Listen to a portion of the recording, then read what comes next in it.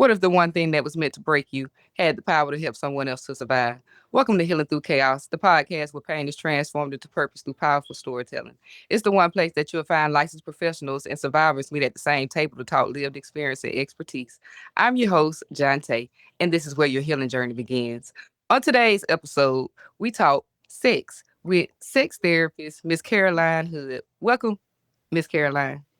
Hi, thank you. Thank you so much for having me. I'm excited to be here. Thank you so much for being here. And I have been looking to talk to a sex therapist for over a year now. So I am truly honored that you have stepped into this space because I am ready to have a conversation about something that a lot of people are afraid to have a conversation about.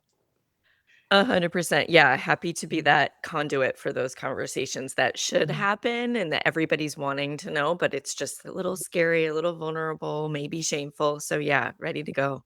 Absolutely. Let's go. So take us back to the beginning.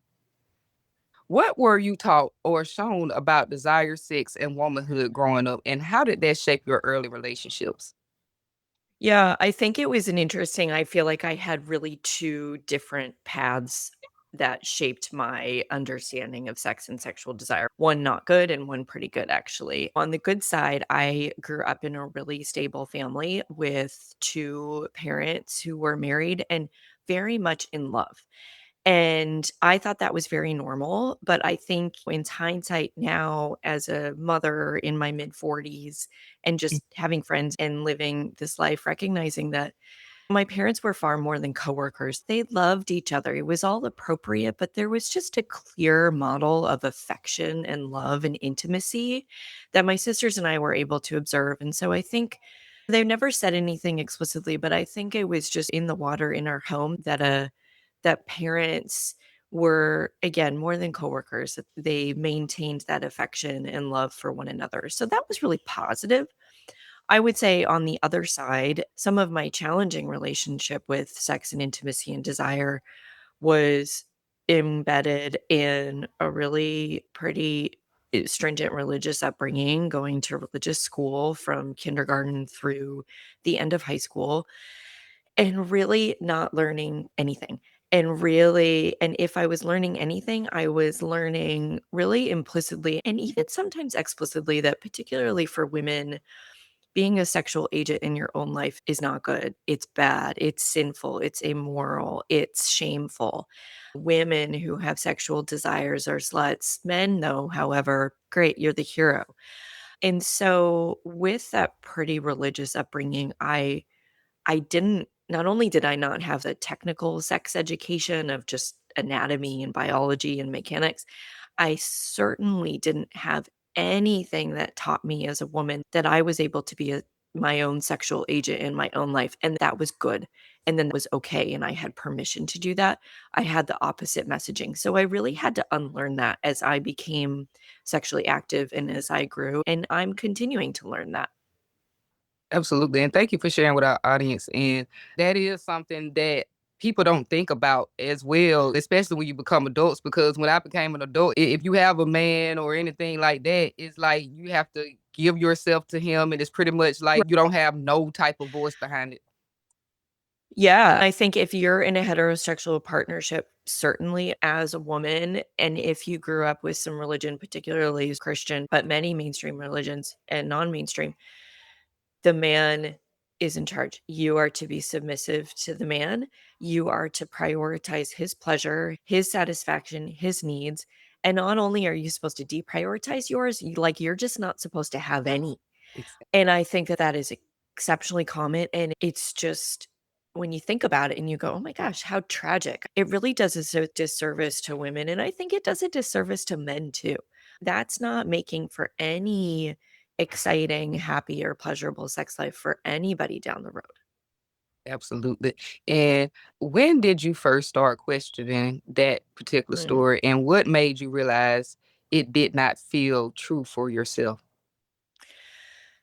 Yeah, I think it probably was until college when I moved away from home and got out of a religious school and had I grew up in a small, pretty tight-knit community and moved to New York City for school. So I was like, "Oh, there's this whole new world of different people and different cultures and religions and ethnicities and languages." And so that in and of itself was a really great perspective taking opportunity and perspective broadening.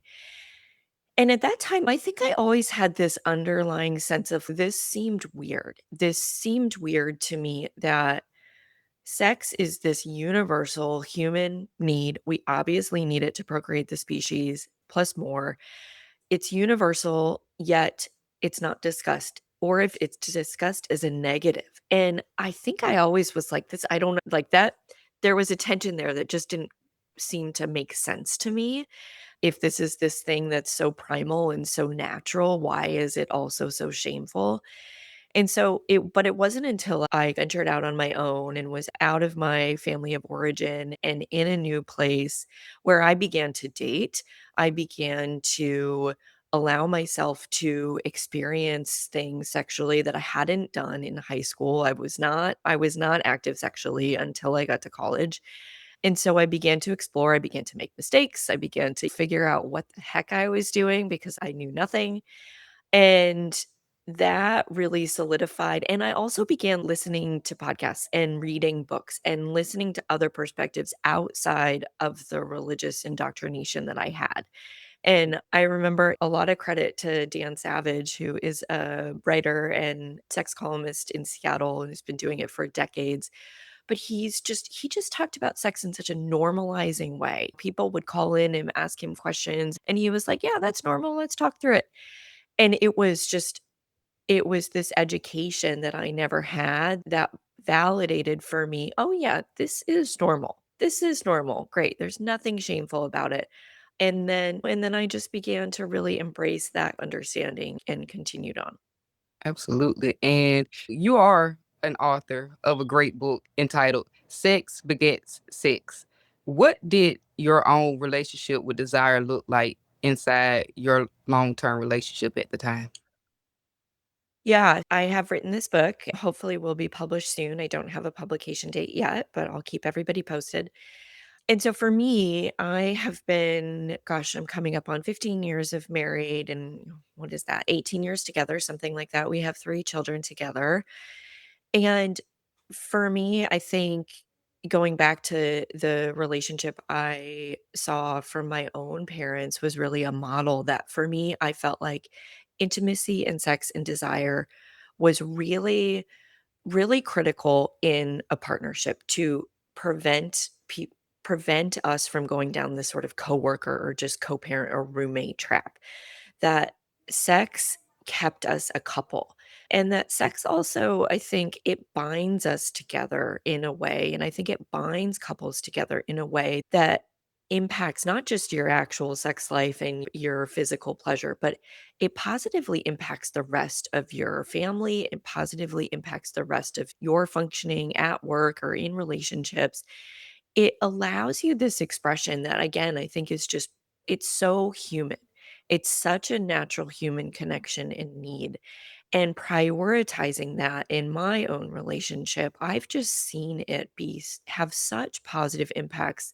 Again, not just on the sex life itself, but on all other areas of our relationship and in my personal life. Absolutely. And congratulations on 15 years of marriage. That is Yeah. absolutely beautiful. Oh, thank you. I appreciate that.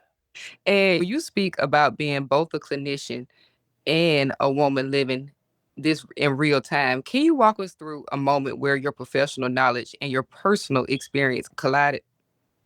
Yeah, I think one of the things that's really helpful, having been a clinical social worker for 15 years and then having the sex therapy certification, is that I'm a pretty good communicator. I've learned a lot of tools in terms of how to enter conversations with curiosity, how to listen, how to empathize, how to be compassionate. I don't always get it right. I get defensive, I get all of those things, but I have at least enough of that book learning and that muscle memory from working with individuals where if I'm in a challenging conversation, I can take a pause and go, okay, hang on. This person's being vulnerable. My partner's being vulnerable with me. I need to be vulnerable with my partner. If I'm thinking something or I'm nervous or I'm worried, I know that a path toward connection with him is to reach out, is to be vulnerable. So I think that has been really helpful. I think we talk a lot, we communicate a lot, we're very open with one another, and we really work to enter all of these conversations with, okay, we're a team. So our goals are the same. We got to figure out how to arrive there together, but we always know that the goal is that we're in love, joyful, happy, present, all of that. Absolutely. And that was a great example because whether if you're a sex therapist or psychologist, psychiatrist, even some CEOs, they don't Mhm. know how to turn off that title and just be there for their spouses or be there for their Yeah. kids and things like that. So thank you for giving that example because a lot of people are afraid to turn it off sometimes and just be there. Yeah, 100%. You never wanna be the therapist to your partner, I think that's bad. You don't wanna actually go into that modality, or you don't wanna go into, if you are a CEO, like, supervising your Right. partner or anything. So I think it is important to, like, switch gears, but also, if you have tools and skills in other facets of your life that are helpful, great, access them, use them, but I still think, at least for me anyway, I'm okay, when I'm in parent mode, I'm in parent mode. When I'm in work mode, I'm in work mode. When I'm in partner mode, I'm in partner mode. And I identify in different ways in those different interactions because I think they all deserve a different part of me. Absolutely. Thank you for saying that, Caroline, because I know quite a few people, they just can't turn it off for nothing in Yeah. the world, even when they're having a regular conversation about their day. So thank you for sharing with our audience. It's Yeah. okay to turn it off sometimes.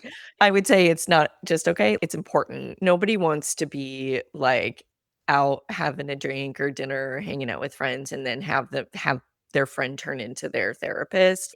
It can be off-putting. You wanna switch gears and give yourself a break from that too. That's hard. If you're a clinician, part of your role is to be such an active listener, to be really focused and intent on the other person, and that's tiring. So you gotta be able to shut it off. Absolutely. And I just want to go back to your book for a minute. It challenges the idea that the libido disappears and instead reframes desire is something we build. Yeah. What does that look like in a practice day to day? Yeah, so I think it's really common, particularly if we're talking to a group of people who are in a long term relationship and definitely folks who have kids. It's very easy to deprioritize your intimate and sexual life with a partner because life is real. There's school, there's jobs, there's bills, there's kids, there's maybe aging parents. There's all sorts of trappings of the rest of life that are really stressful, that are really just logistically busy. And so I think a lot of couples deprioritize sex, and it's the thing that they do when everything else is smooth. And it's the last thing they're like, okay, if I have time, if everything else is good, if the cognitive load is equally shared, if everything else is distributed, then we'll have time for sex.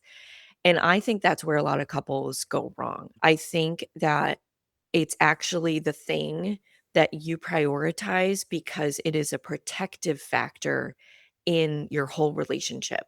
And keeping that sex life strong and consistent and frequent will be a protective factor and a buffer to all those stresses I just named.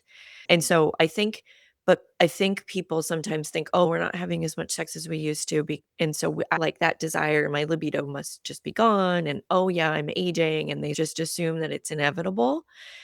And I really argue that it's not inevitable, it's just been deprioritized, it's just been pushed under the rug somewhere far away in a closet, but it's very much there, and I think we all can awaken it and aliven it if we decide to prioritize it. And that is a conversation that is very popular nowadays, couples and where cheating come from with marriages and things like that. And it's a lot of time it relates back to their sex life. So thank you Mhm. for bringing that up on it's okay to have those moments with your spouses because a lot of wives go, I'm tired, I've been playing with the kids Yeah, all day and for things sure. like that. And it can come across as like a rejection to your husband in those moments as well. Yeah, and I think it's totally fair. It is exhausting. I have 3 kids, they are less than 3.5 years apart. It is I was in it. They're a little older now, but I'm still in it. It is very busy, and so that's also where I go back to a couple ideas around making sure that women really take the time to recognize their sexual agency and their sexual desire as something that's important to them, as something that they give themselves permission to have time for and to cultivate. And it's not about just this thing they need to do for their partner, but it's something that they get to do for themselves. And then I think it's about thinking through, and then there's just the reality of logistics. Like you are tired, you are all touched out, you're exhausted, all the things. And so thinking about the logistics of, okay, so if my sex life is something I prioritize, then I should do it earlier in the day.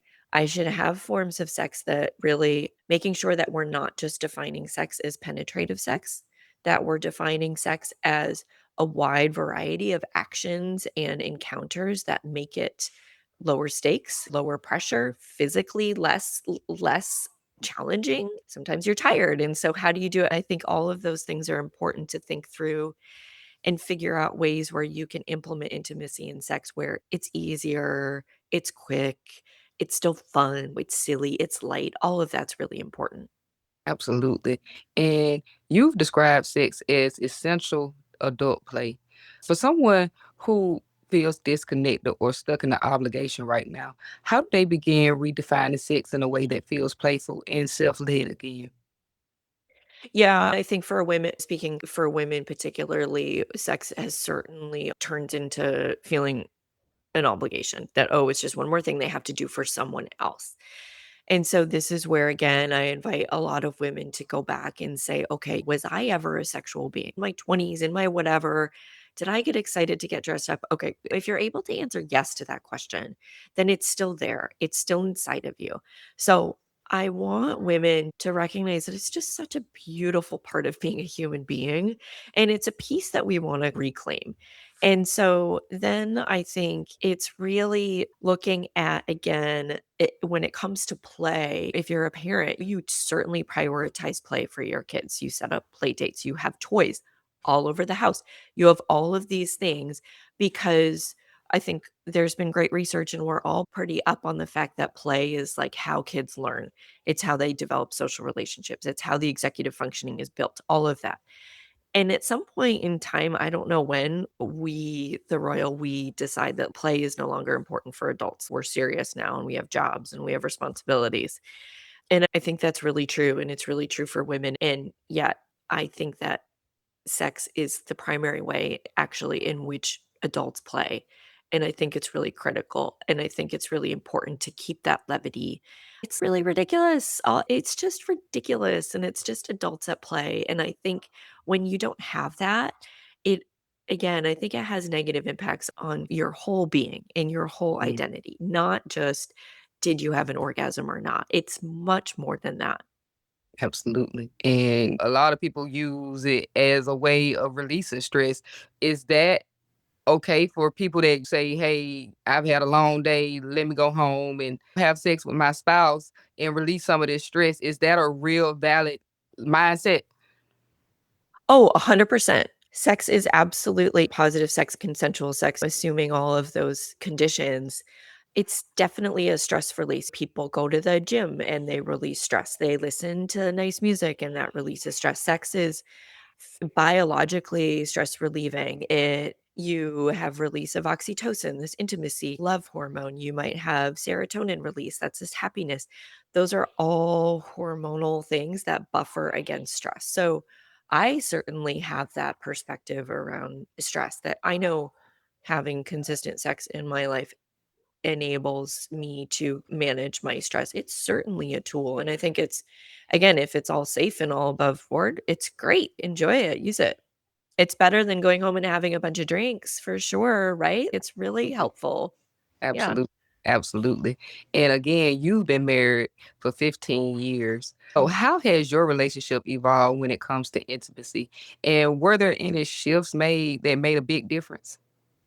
Yeah, I think I'm really grateful. My partner and I have always decided that our intimate relationship was important and this understanding that we were a couple before we had kids.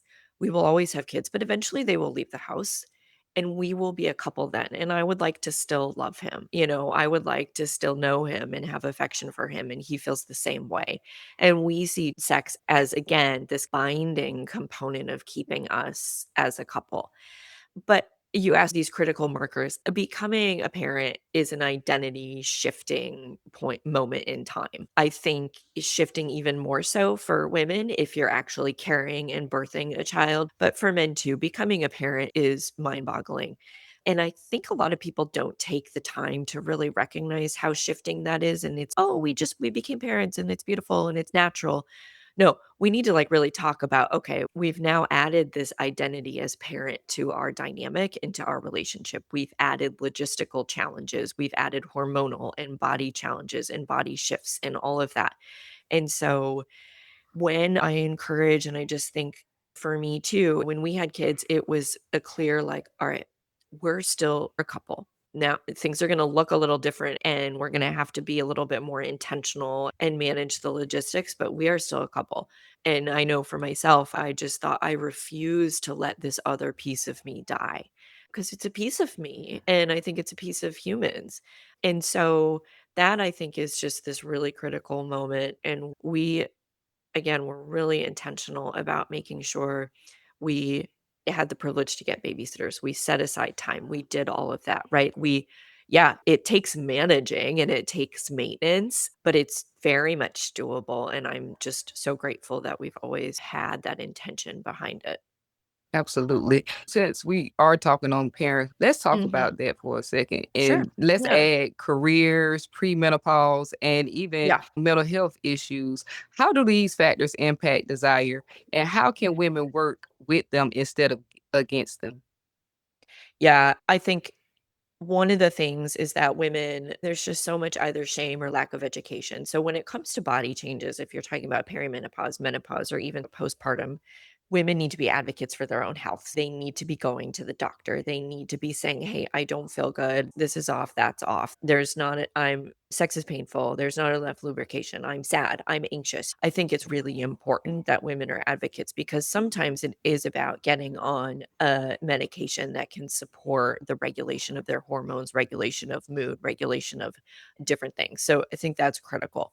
And a lot of women are just like, "Oh, yeah, I'm just supposed to feel bad.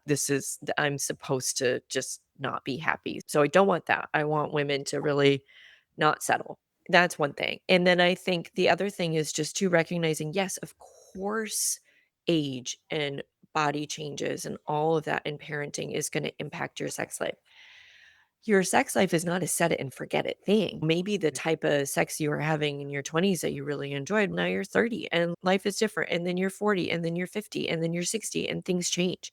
And so it's an ever evolving ecosystem. And if you're having sex with the same partner over a period of time, they're also changing too. I think it's also important to kind of look at that as a fun exploration. It's this adventure you get to go on together over a long period of time where you get to continuously learn and relearn and explore. And also, I think recognize, I think particularly as women age, there is this interesting there used to be this really sense of, okay, your mothers and your perimenopausals, that ship has sailed, sex is gone. And there's a little bit coming out in the zeitgeist that there's also this flip of women in their 40s and 50s just saying, I don't care what anybody else thinks anymore. I'm embracing who I am. I'm leaning into this and I'm all for that. And I think that's a really hopeful message for people to remember. It can get better. You might discover something new in your 40s and have fun and enjoy that and embrace it, and that's totally possible. Those women, they make me so happy because as a woman Yeah. that's just 3 years away from 40 years old and then not still married, they make me so happy that they are out there and telling their story. So let's touch on that for a second. Why do you Yeah. think fantasy is thriving right now, but real life desire still kind of feels out of reach for so many women? Yeah, I think the fantasy and romantasy and all these books that are just crazy popular, I think that's a direct example of what we were talking about before, which is that desire is not dead. There's very much an active sexual fantasy life. There's libido. There's a physical drive, an emotional drive for this outlet, but it's not happening or happening enough in people's real life. So people are turning to fiction to meet this need. And so I think, again, that's really hopeful. Oh, okay, it actually exists. I still have this in me. And now, and great, I have these fiction and fantasy outlets to satisfy this need a little bit. But then I think you can pose a question to yourself and to your partner of, okay, great. It still exists. So let's bring it back into the realm of reality. Go to your partner and say, "Oh my gosh, I was just thinking we had such good sex when we were young. We were so engaged. And now it's not as much. And I miss that. I miss that part of you. I miss that part of me. And I want to bring that back." And that's such a connective conversation. It's not accusatory and it's not shameful. It's just saying, I love you. I miss you. I miss this part of us. Let's, can we do something? That's great. I think everybody should go that direction. Absolutely. And again, your work pushes back against performative male centered advice, especially around Yeah. sex. And we can talk all day about how this topic is Yes. specifically male dominated. And a lot of times when we talk about sex, it is very male dominated. Yeah. What are some of the most harmful myths women have internalized that you actively now dismantle? Yeah, I think when it comes to the male-centered piece, we touched on it earlier, which is this definition of penetration is the only goal that there's I think we all grew up with, oh, there's first base, second base, third base, and home run. And the bases are just stops on the way to get to the home run. They're not goals on their own. They're not outcomes on their own. And so it prioritizes penetration, which research is a little bit all over the map, but pretty consistently, you can guess fewer than 20% of women are actually having orgasms from penetrative sex. So women are enjoying and receiving satisfaction from other forms of sex that are often deprioritized or non-existent. So that's, I think, just such a shame and something that men and women should be thinking about other forms of oral sex and digital stimulation and other ways that are really prioritizing female pleasure and encouraging women to get to know their own bodies, to spend some time with themselves, to read erotica, to watch porn, to spend time masturbating, to really get to know themselves so that they can then communicate that to partners. So I think that's just a myth that every time you have sex, it's immediately penetrative. And then there's other myths around that sex needs to be spontaneous in order for it to be this magical chemistry, or that, again, that desire inevitably fades with age or with time. All of that, I think, is setting us up to not have the sex lives that we really want. Absolutely. And thank you for identifying those myths because I've heard quite a few of them. And again, I'm a woman that's closer to 40 and people telling me your Mm. life is about to be over real soon. So you better, Awful. Don't yeah, listen to them. yeah, it's horrible out here these days, especially at my age and not being married. People start to say, well, just get out there. And honestly, I'm still trying to identify myself first. Yeah. Yeah, and just such a shame. 40, good gosh. It's the beginning of, I think, when a lot of women really begin to get to know themselves and the beginning of when you can start having a lot of fun. So I'd flip that. Thank you. And I want to get some advice from you right now. From the women who may feel like they've lost it, what's the first mindset shift they need to make before anything externally changes?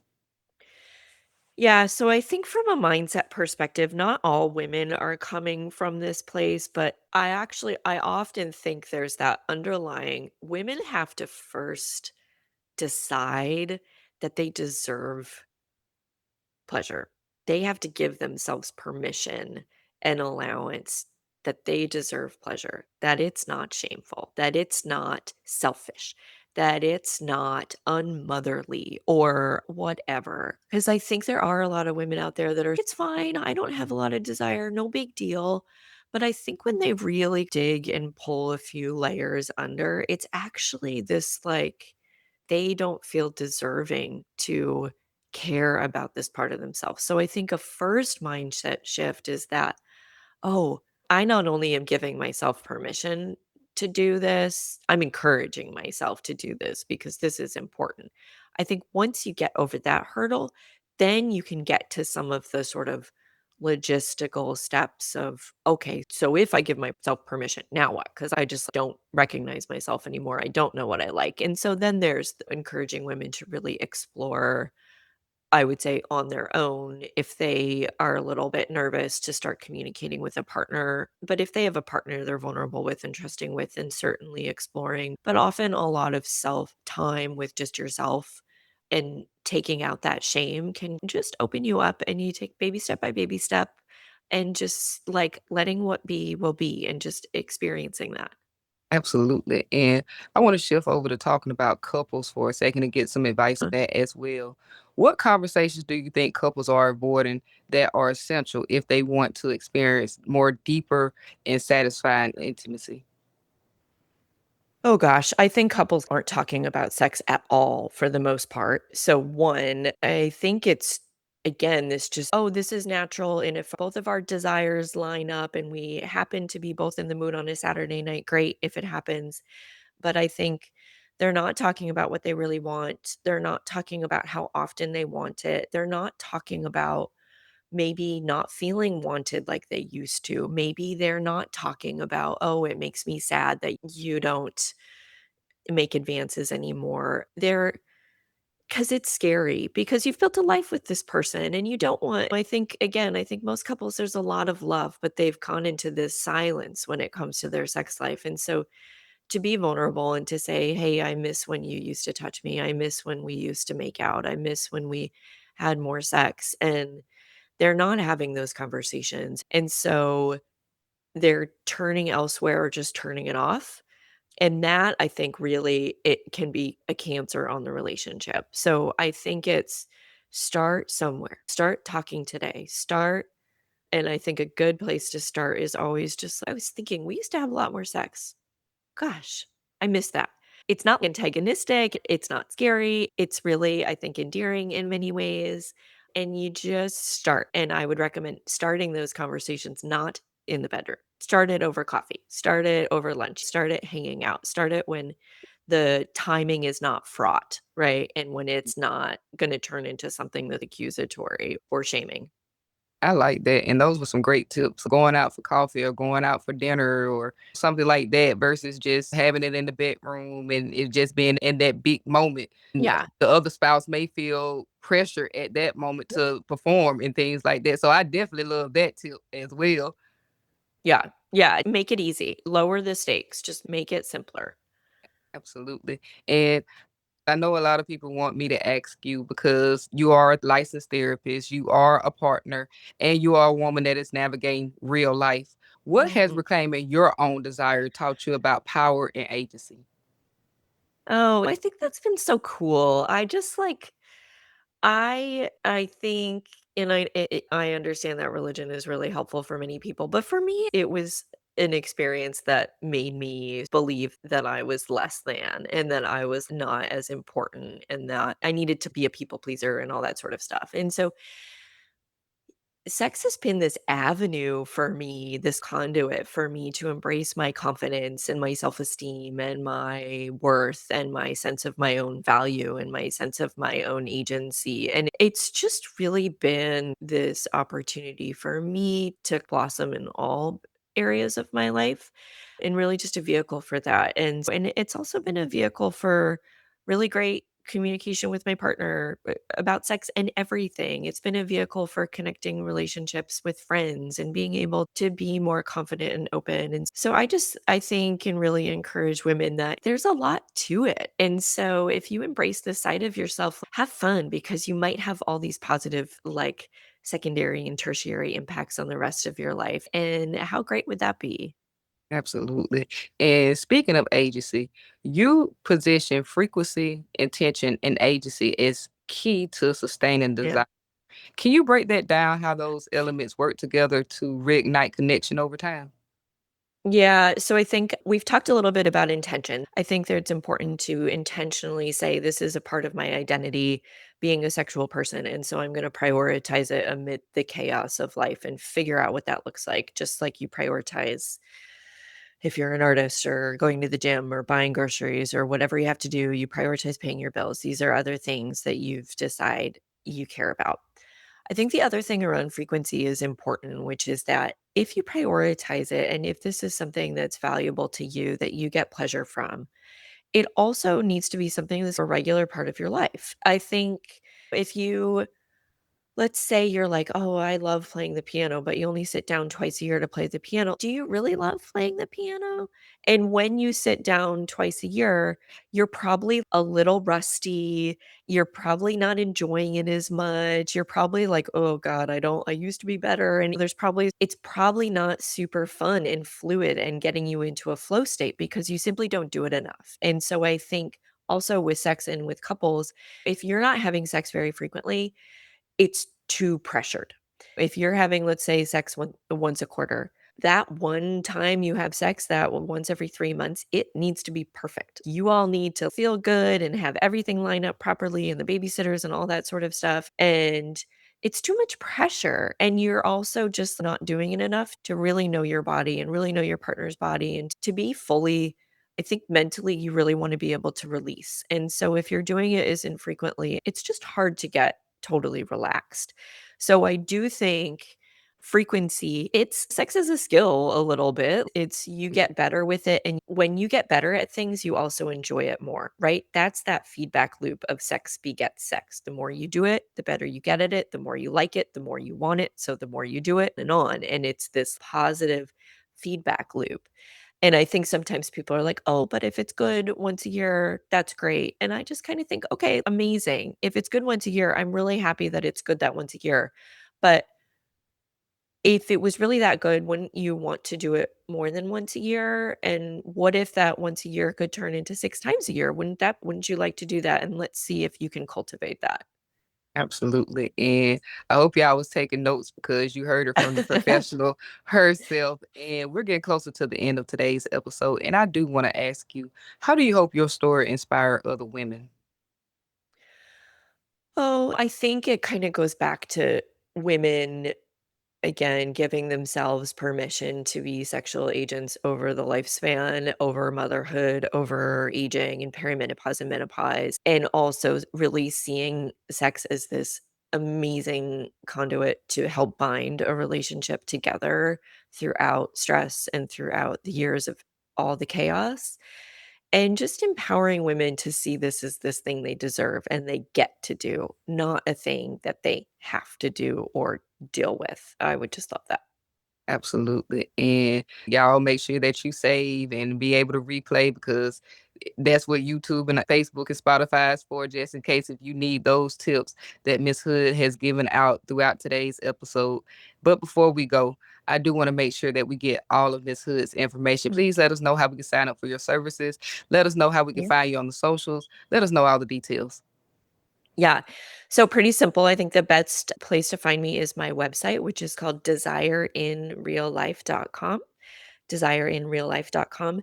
And then that's connected. And you can also find me on Instagram with the same handle at Desire in Real Life. And you can find out about when the book is being published. You can email me questions. Happy to chat over email and give some advice. Happy to just share what's going on. And I welcome any outreach.